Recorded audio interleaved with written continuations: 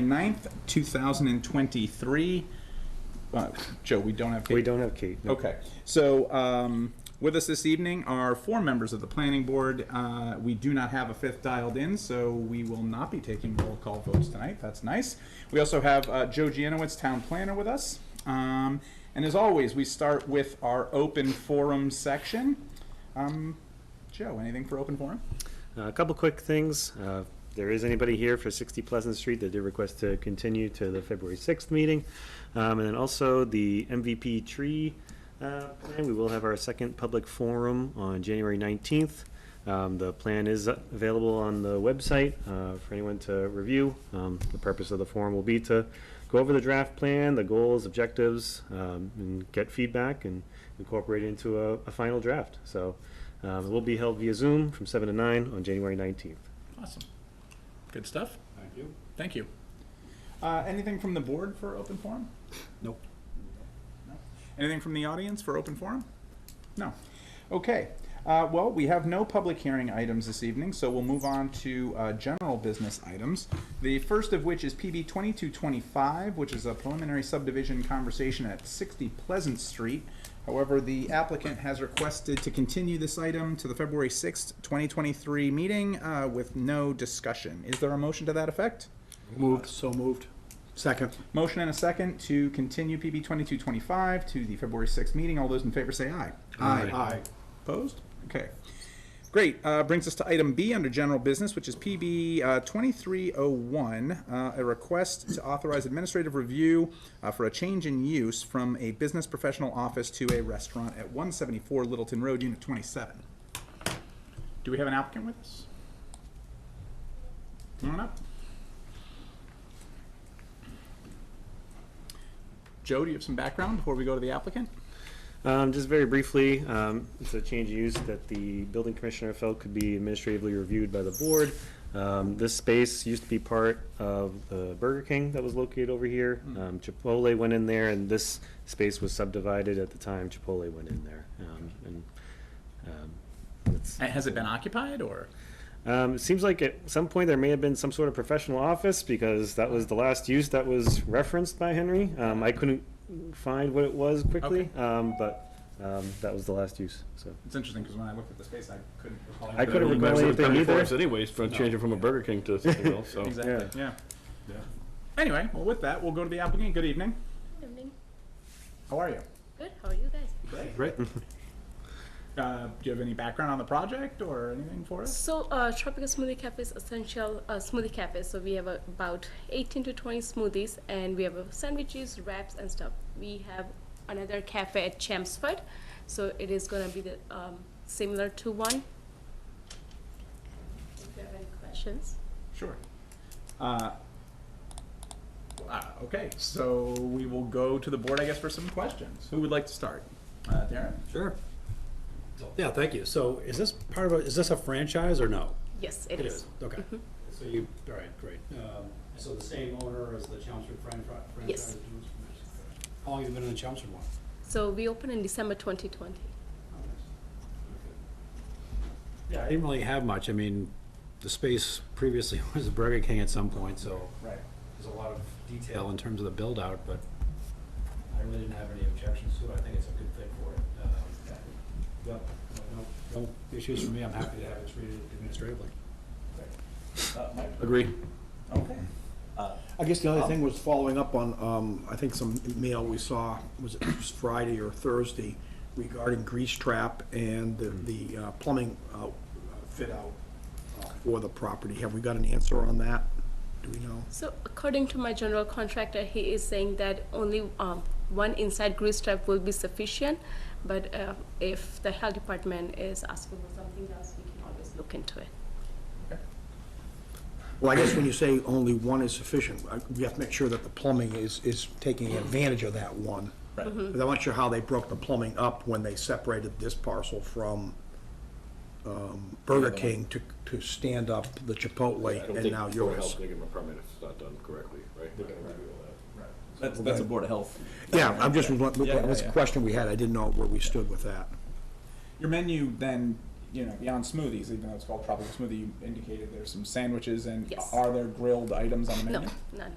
Okay, so there's no, and No. are there any fried items on the menu? No, so we do have pressed sandwiches, but there is nothing. At Chelmsford location, we do have a grease trap which is inside, so if Okay. that helps. Okay, Food's good.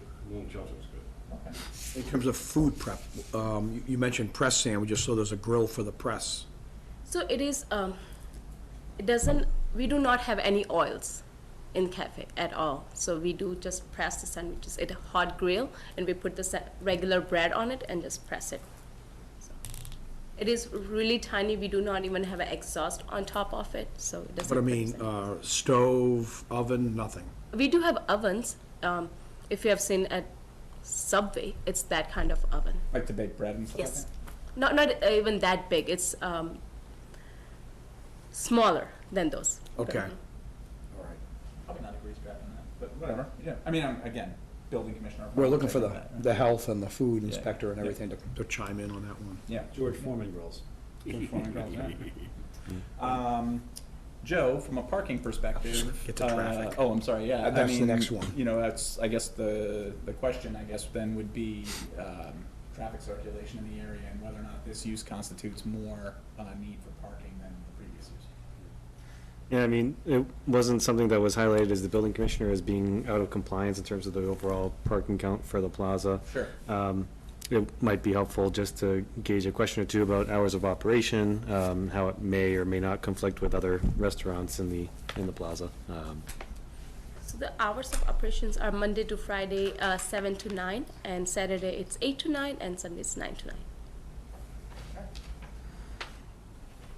Sounds pretty, Yeah. pretty much like a restaurant in Westford. Yep. It's a big parking lot, it's just space right around in front of it, might be. That's the busy end, That's the right? busy end of it, Yeah. but yeah, a lot of space, a few aisles. People can get some healthy steps in before they get there. Or after. Great. Bob, any other questions? Yeah, rest facilities in washroom facilities. So the hand washing sink, that's what you are asking for? Well, I mean, is there a restroom? You gotta, Yes, yeah, we have 2 restrooms. okay. Yeah. They were on the, in the Yeah, plan. I'm just wanna follow up on that. We have to make sure all that within the plumbing and the traffic. That's my concern is just the traffic, and I'm willing to kinda go back to Burger King, Yeah. take Chipotle, take tropical smoothies, bring them together and see what the impact of that model is. But as Yeah. you said, that is the busier end of that particular shop center these days. Yeah. Yeah, there are the 2 restrooms right there. So, Okay. Anything okay, else? that's it. Okay, great. Yeah, you've answered my questions as well. So, I guess, so Joe, so the ask is to just have this be administratively handled and reviewed and approved? Correct. I move that for PB 2301, we authorize administrative review and approval for the change of use from a business to professional office at 174 Littleton Road, Unit 27. Second. A motion and a second to authorize administrative review and approval on PB 2301. All those in favor say aye. Aye. Opposed? There's none, so. Good luck. Good luck. Good luck. Thank you. Looking forward to your opening.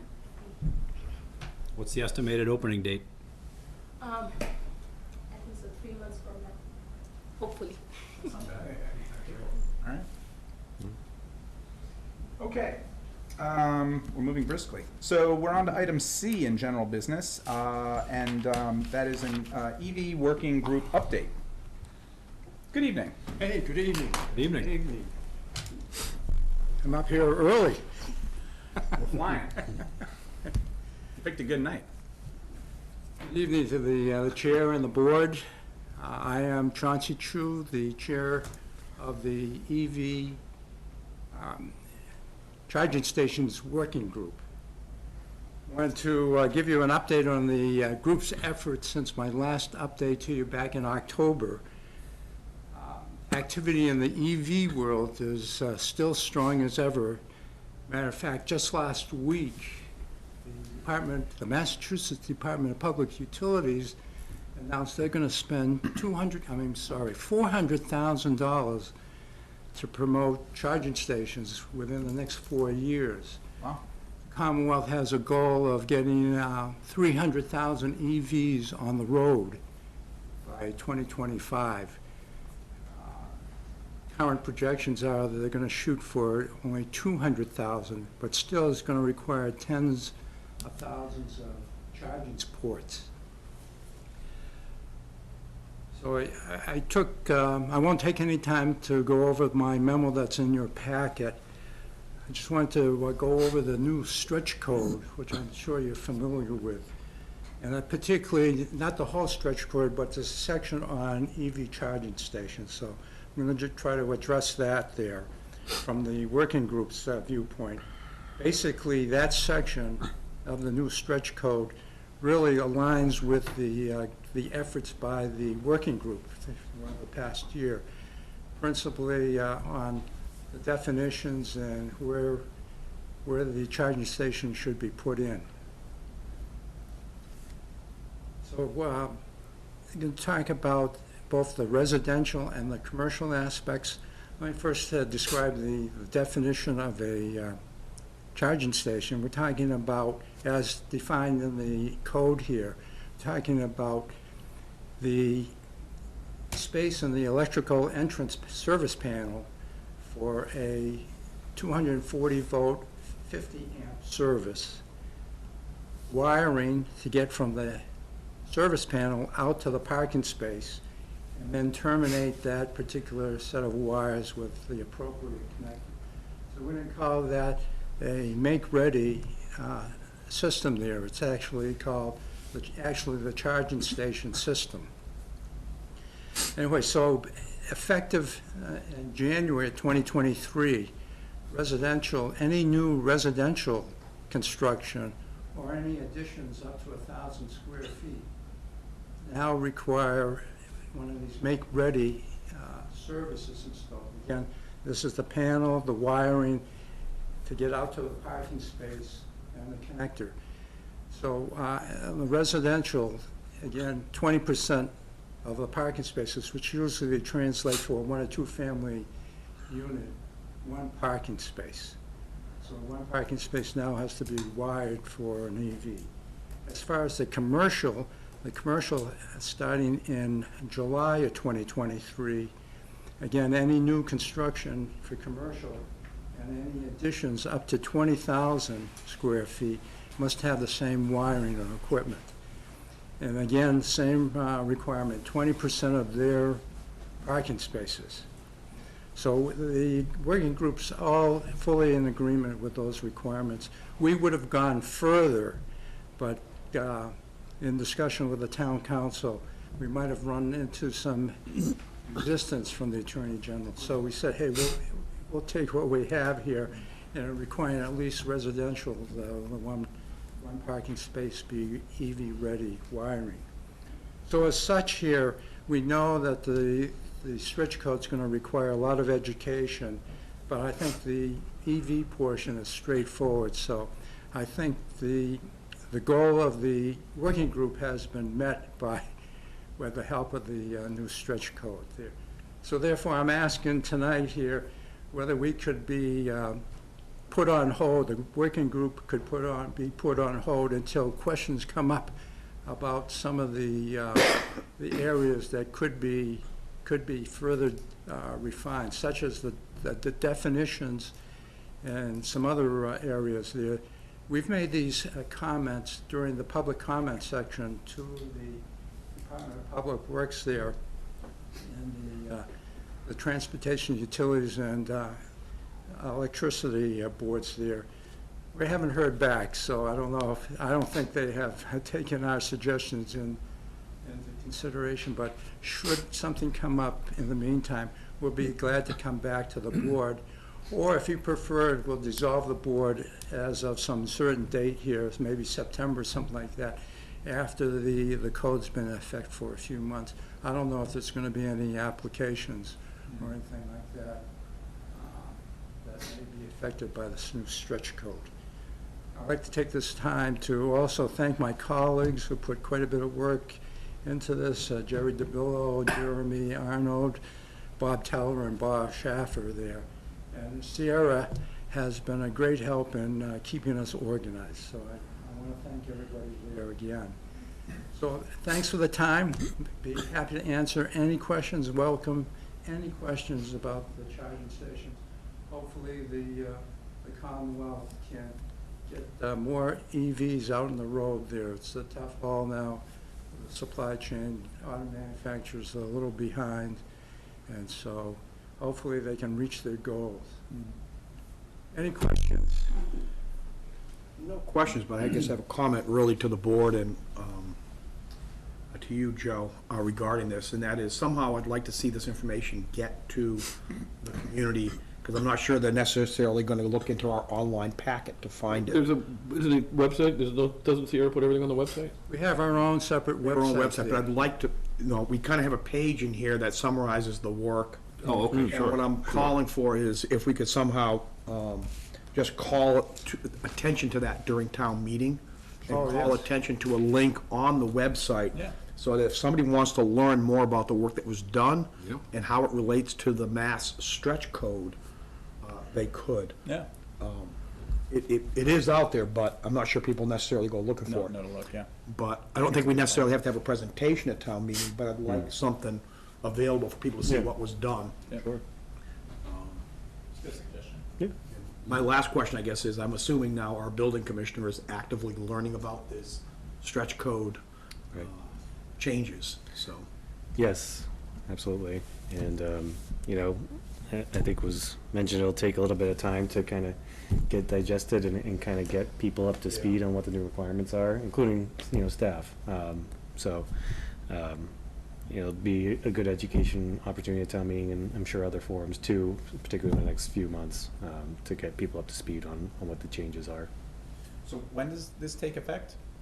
For residential, January 1st Okay. already, and for commercial, July 1st. July 1st, okay. And do we have a sense then for when, so this would affect our building codes because we align to the mass stretch codes?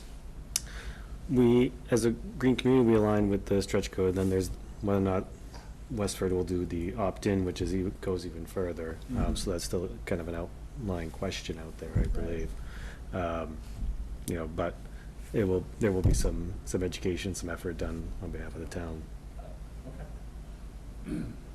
I'm just trying to figure out the answer to Mr. Chu's question, which is, do we dissolve the EV working group, or do we just sort of put them on hold and say, hey, we don't expect you guys to be meeting every month or anything like that, but maybe keep them semi-active till we have new building codes, and then if this board wants to reconsider any Yeah. bylaw, adjustments or language, we can bring them in potentially. I'm just trying to kind of figure out the Yeah. timeframe that might happen on. Yeah, especially if the commercial side isn't, you know, in effect until July, perhaps, you know, kind of being more inactive versus completely dissolved at this point could make some more sense. Well, would you be comfortable if we said, keep the board active but sort of in a dormant state for this calendar year, and then we could agree to have you back in next January at the latest, and we can take a decision on. Sure, that's fine. That's exactly what I was looking for. Yeah. So that's great, yeah. Really, what you're kind of waiting for is what the new charge would be to the committee. Right. The charge kind of has been superseded by Yep. by Right. events. Right. We could work on furthering, defining the definitions. Yeah. Because the definition's a little ambiguous, and then maybe we could refine some of the requirements, because some commercial operations do not have the parking spaces, and to require 20% of their parking. Yep. Would not, I don't think it would be pragmatic to require the 20%, so. We'll see if those issues come up as the building commissioner or any applications, planning board applications come about. Right. Okay. But yeah, well, make us dormant for 1 year and we'll come Right, back. And then, if we need you, we can put the word out to Joe and to Jeff to kind Sure. of, bring you into a meeting to, either take on some new tasks for us or just maybe answer some questions using the knowledge that you've acquired. And Sure. I just wanted to sort of say on behalf of the board, we thank you very much for the work you put in. I had a chance to look at some of the documentation you put together, and it's very well organized on the website and Sierra very well did that. cataloged. Yeah, so, Sierra did a good job there. yeah, that's great. But, Do you want a motion on this, or? sure. I move that we deem the electric vehicle working group as inactive. To their term to expire 1 year from today if we don't activate them. Yeah. Friendly amendment, just, it's the electric vehicle charging stations working Right. group. Okay, sorry, yep. Because there's another work, I think, electric vehicles. Is there a second with that friendly amendment? I'll make a second. All right. Motion and a second. All those in favor say aye. Aye. Opposed? Great. Oh, thank you very much, again. thank you, Yeah. thank you. One thing that might be helpful too, like, you know, when you go to the town meeting, they have those tables set up out front with information about different things. Maybe have some information about that at the town meeting. Yeah. Sure. So people can kind of say, oh, maybe there's a one-page flyer or something. That's what I was kind of thinking of when I said that, having the flyer and make sure the link to the website Yeah. is on there. And that way, let everybody know on the way in, hey, listen, there's Something was done. new, Yeah. you know, laws and this is the update, so. Sounds good. Great. Thank you very much. Hey, thank you very much. And Happy New Year. New Year to you, too. Yeah, thank you. Thank All the you. work. Thank you again. Of course. Have a good evening. Okay, let's see. So we're still in the general business section. We've completed item C. We're on to item D, which is a continued discussion about possible zoning bylaw amendments for the expansion of commercial recreation opportunities. Joe? Okay, so I'll try to be brief.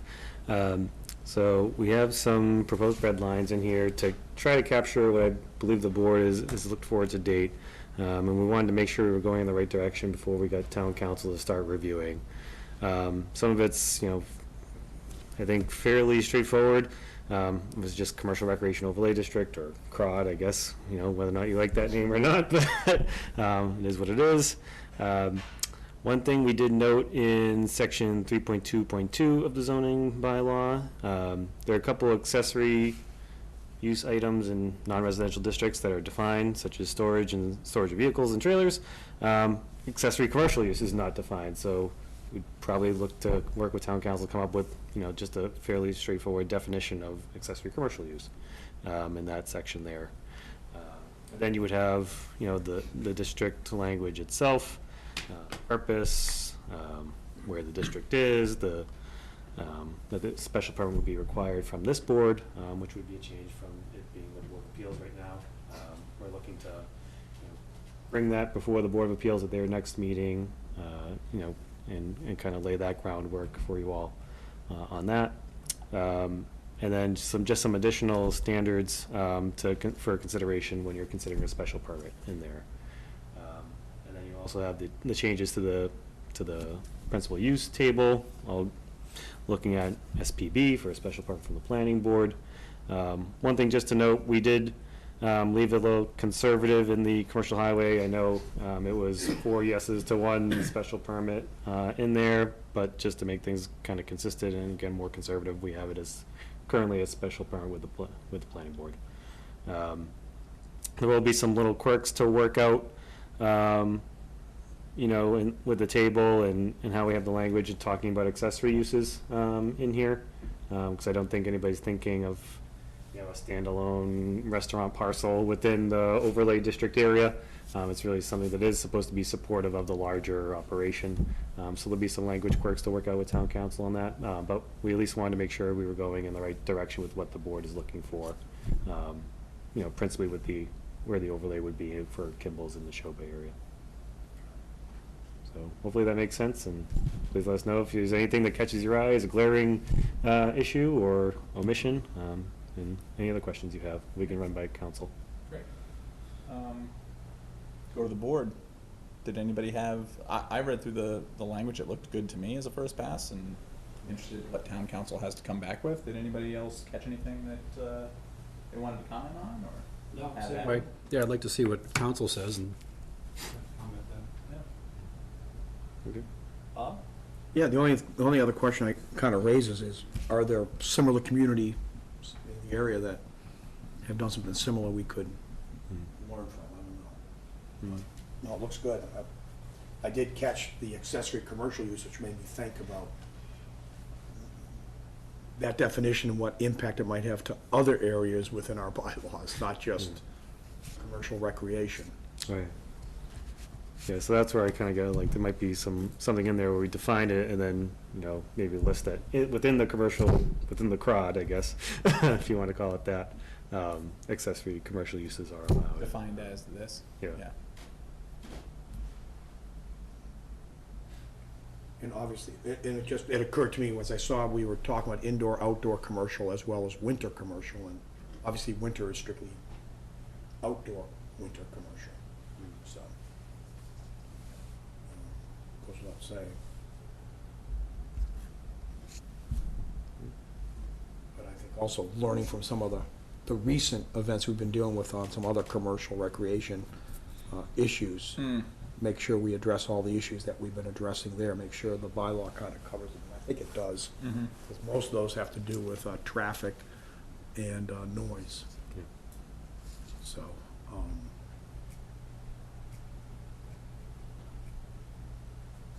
actually, now that as I talk through that, I just realized, public safety. Probably, I was looking at 8.99, what we're looking at. Yep.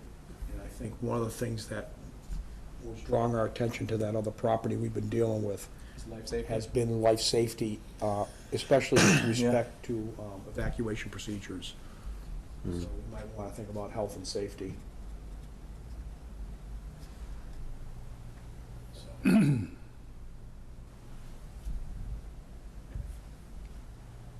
But no, it's good. Yeah.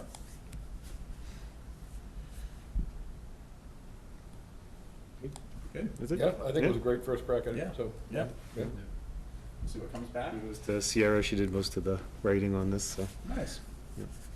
Great, that's 2 shout-outs for her this evening. All right. Great. So we will wait to hear back then from town council on this, this draft. Do you know the timeline on that? I mean, I think ideally, we would look to come back to your February 6th for Oh, okay. initial, meeting. The board usually likes to have 2 meetings on anything that could go in front of the town meeting, so. And then that would give, an additional month until March 6th, so that way for the March 25th town meeting. Yep. Okay. Good stuff. Great. Well, that brings us to the end of general business topics that are lettered. We do have a review of draft minutes in here. So we haven't gotten draft minutes yet, We so haven't? we'll just look Okay. to. I was gonna ask if I was the only one who didn't have them in the packet. No, I didn't see it. Yeah. Well, then, that brings us to a rather abrupt conclusion. I move that we adjourn? Second. Motion and a second to adjourn the meeting. All those in favor say aye. Aye. Opposed? Great. Have a good evening, everyone.